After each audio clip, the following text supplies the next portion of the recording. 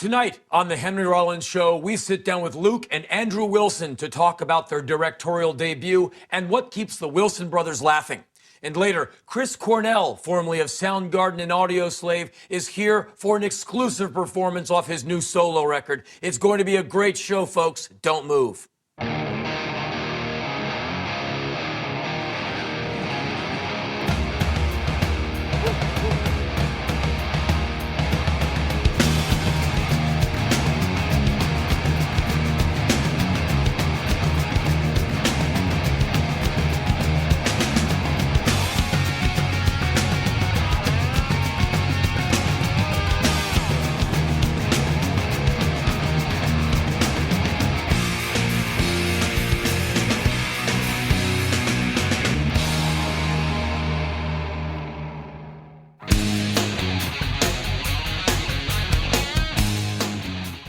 I cannot tell you how hard it is for me not to trust people. If you say you can do it, I believe you and will leave you to it.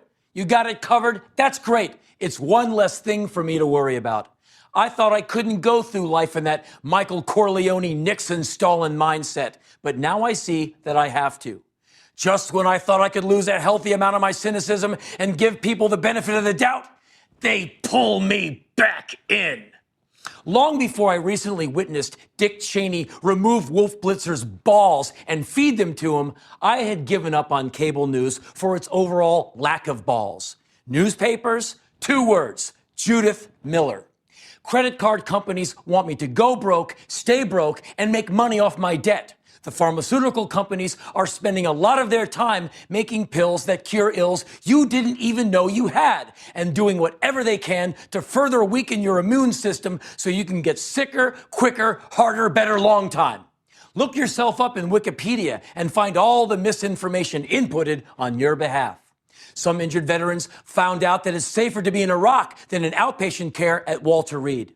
Many breakthrough health and weight loss programs seem to contradict breakthroughs pitched the previous year. The internet is now the gateway for no-warrant government surveillance, and the Middle East is now the cash siphon for no-bid contracts. And election results? Don't get me started.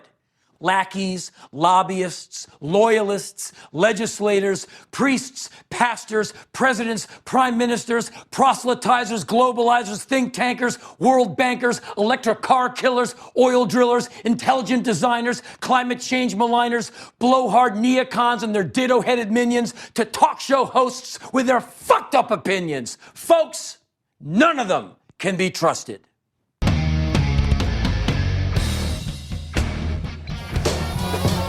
Let me talk to some of y'all about some of my past clients.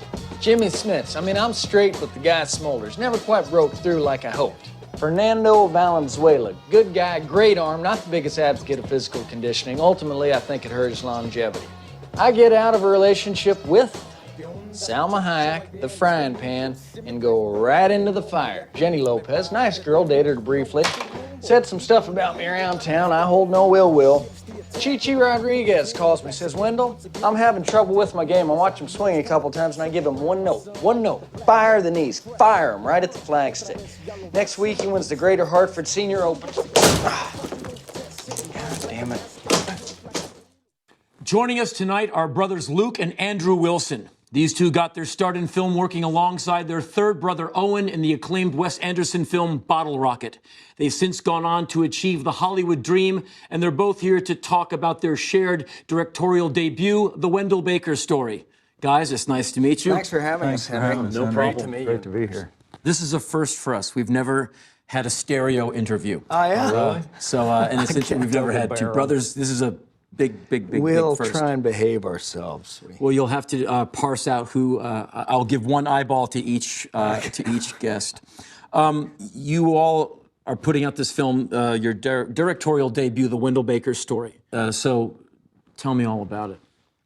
It was something that I wrote and that Andrew and I directed together, and that I started it maybe 10 years ago writing it, just not being able to do parts that I'd like to do, and not, even being able to get work. And so I just kind of started writing at Owen's suggestion, and and got kind of thinking all along that it would never happen. So it's just kind of something I did in private. And yeah, it's just kind of our goal making it was, we always liked the comedies of the 70s, just the way they look, and it just seems like it's a different film, and the wardrobe seems, it seems like real, it seems like the genuine article. That's great. How much of the writing process were you involved with? I wasn't involved with very much until the very end. When Luke was basically finished, he turned in a 260-page draft.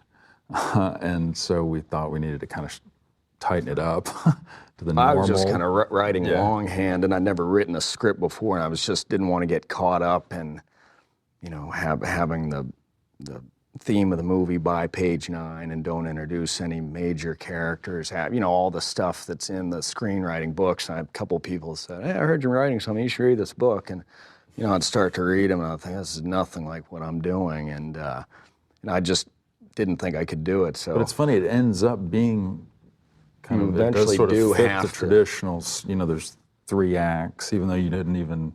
But Andrew was really helpful, like at the end, I kind of ran out of steam, and you might happen to you sometimes too in your writing, where you just kind of, you do it so much that you kind of lose perspective a little bit, and it just helps so much to have somebody who you trust and kind of the same type taste that we have. And so that was really helpful to just kind of, you get to the end, and it was kind of a rush to get to the end and not lose faith in it. What was it like co-directing? Well, we had, I really enjoyed the fact that we were working together, because it's such a tough job that it helps to have somebody else that you can bounce ideas off of. And it was, since it was Luke's script and he's in a lot of the movie as an actor, I think hopefully the idea was maybe I could help him let him know when he got something, or let him know if we needed to do something again.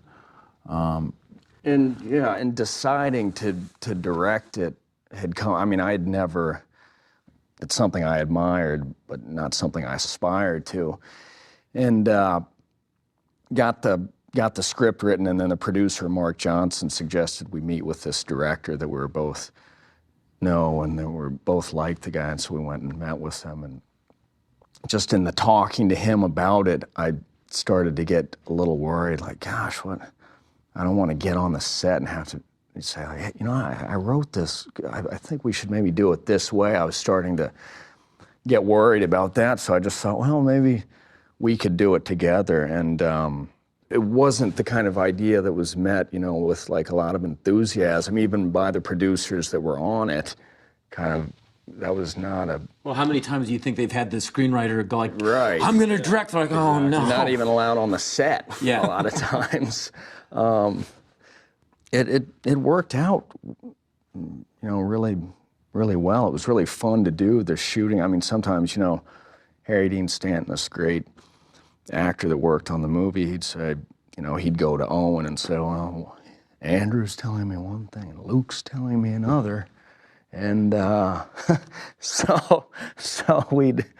But it was also nice to have somebody else to, sometimes Owen would call, say, Luke, come here, I need to ask you a question. Luke would say, you go talk to Owen and straighten it out with Owen. And then if, Eva Mendes would have a problem, Luke was always the first guy over to make sure she was... That's where most of my directorial focus was on Eva and her character. I was less concerned with Owen and Harry Dean and Seymour Cassell.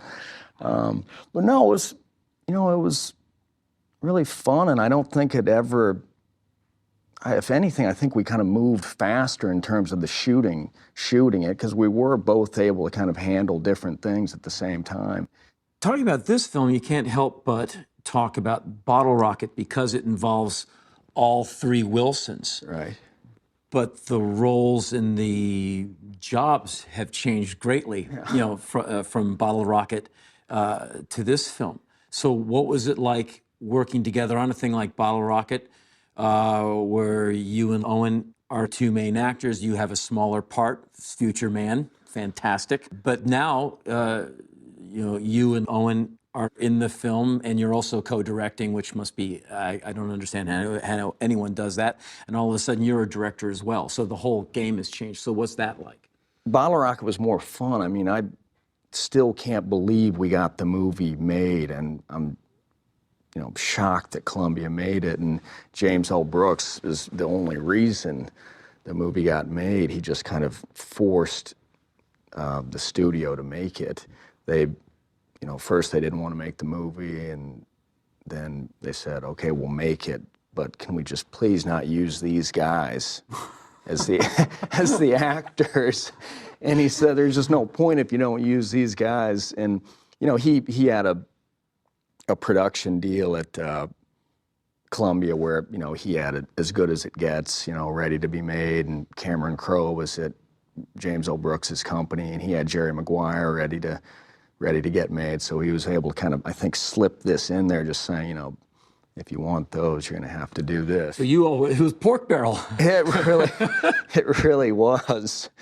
And but yeah, the difference in being on Bottle Rocket and just, I was just so worried on Bottle Rocket, and all we'd ever hear was, they're not liking the dailies, and having people sit me down and kind of talk to me about like how important the coming weeks were going to be. It was just, originally we just thought, God, if we can just get this made, it'll be so great. And then finally we're able to make it, and we're so happy. And then there was this, I just had a feeling of melancholy on the movie just as we got closer to the end. I just thought, well, this will be the last movie I ever get to make. It's too bad, because it was so much fun just with the crew and just learning about the different jobs, and to see how a really good director of photography like Bob Yeoman works, and to see how great Wes did directing. You just thought, this is not going very well. Just the word coming back from the studio, and then the early test screenings were, I'm kind of digressing as I think about how horrible it was. But it was so fun to, it made me think, gosh, this is how much fun Wes was having, when you are directing, because it is just so, there's so much going on, and it never slows down. When you're an actor, you got a lot of time to sit around. I always get a couple of newspapers read each day, and got a good book going, and eat a few times. And but yeah, it was just really exciting to, like you were saying, when the roles kind of shifted and we were able to kind of make our own movie. This being a very difficult town to get by in, Hollywood, very competitive, very tough. Is it good to have brothers, real blood brothers? There's three of you that you can get honest opinions from. Seems to me it would just be a great thing. Yeah, it is, and it's not like we have a kind of this idyllic relationship, but we all do get along well, and we all do kind of have the same taste, so it really is helpful. And we've always been, very close friends. Yeah, it's great to be able to go to somebody that it doesn't have any kind of agenda. Obviously, somebody that'll tell you, like you said, somebody that'll be really honest, and also people being able to go to Owen and Luke and ask for ideas, and you get great ideas is nice.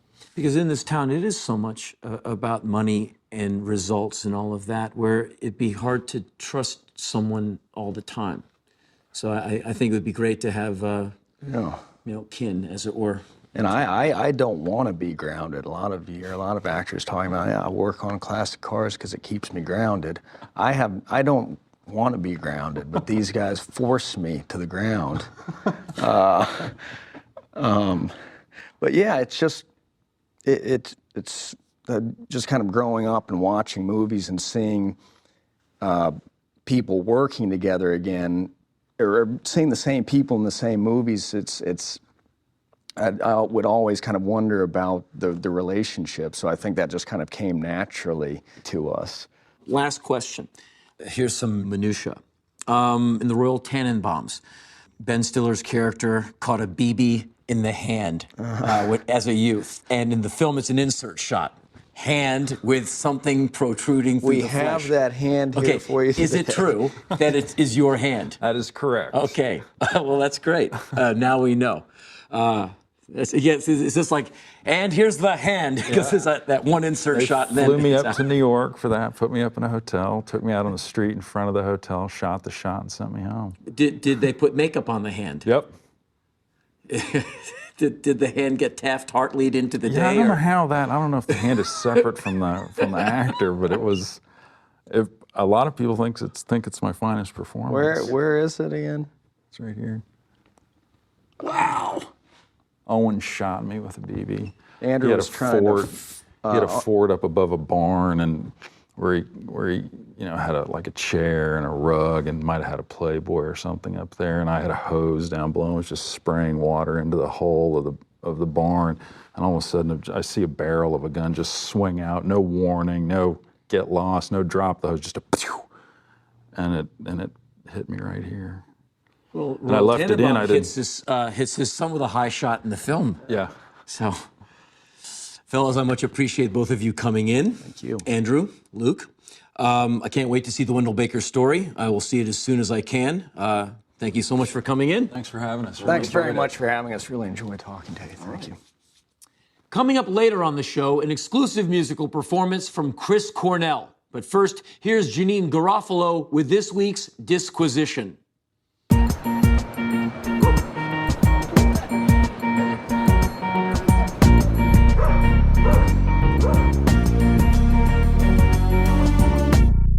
Here's something which I don't know if you'll be interested in, but I have 2 big dogs, and because of that, I use what's called a halty.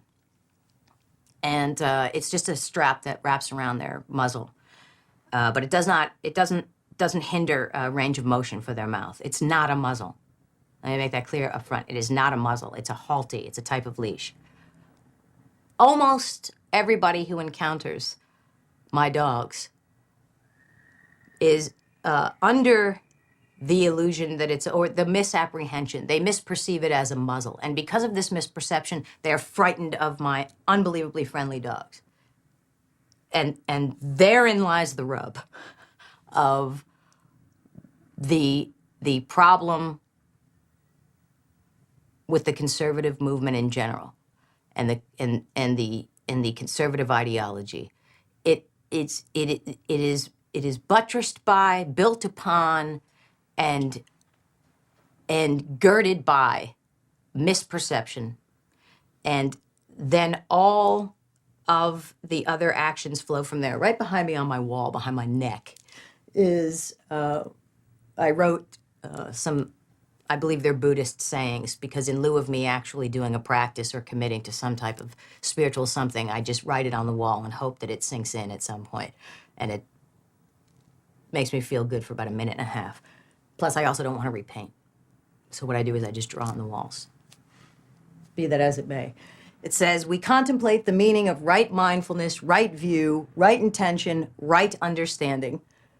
And self-reflection means genuinely asking ourselves on a daily basis, what are we doing and why are we doing it? That is exactly not the modus operandi of the ruling Republican body in this country, the ruling Republican ethos of the news media, and unfortunately, for about 50% of the population, how they live their life. They are actually anti-self-reflective, anti-socially responsive, and genuinely disinterested. They seem to have a distaste for evidence. They actually seem to have a genuine distaste for evidence. There is, in this country, people believe in that angels exist among us, and some angels protect certain people. They believe that aliens have visited us on more than one occasion.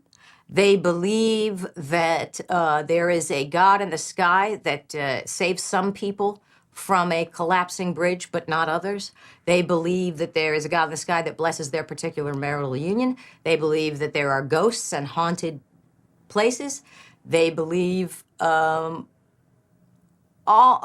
there are miracles around every day, this, that, and the other. They believe that childbirth is a miracle. I don't know if that's actually true. It seems to happen an awful lot for it to be actually miraculous. I think it should be technically called something else, but be that as it may.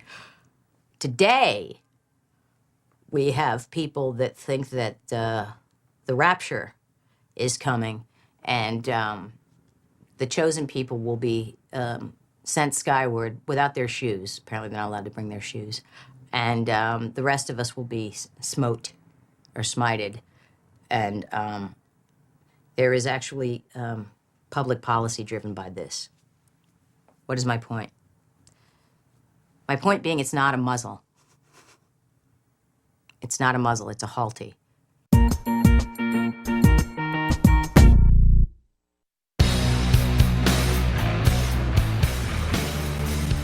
Tonight's musical guest is none other than Chris Cornell, frontman of the legendary Seattle band Soundgarden, and for the last few years, vocalist for heavy sound merchants Audioslave. Chris is on his own now, following up his very cool solo album, Euphoria Morning, with a brand new one called Carry On. Here to perform No Such Thing, this is Chris Cornell, live and uncut.